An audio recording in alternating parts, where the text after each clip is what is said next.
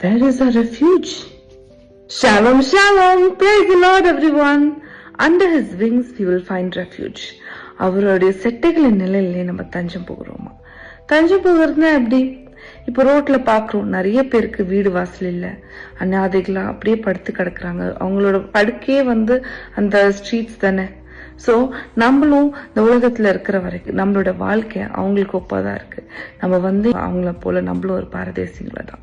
ஆனா கர்த்தர் நம்மள அறிஞ்சு கொண்டு நமக்கு அவரோட டிவைன் ப்ரொடெக்ஷன், இந்த மாதிரி இருக்கிற மக்களுக்கு ஒரு நல்ல வீட்டை கட்டி கொடுத்தா அவங்க எவ்வளவு சந்தோஷமா இருப்பாங்களோ, அதே போல நம்மளுடைய வீடு பரமகானான், இட்டர்னல் லைஃப்.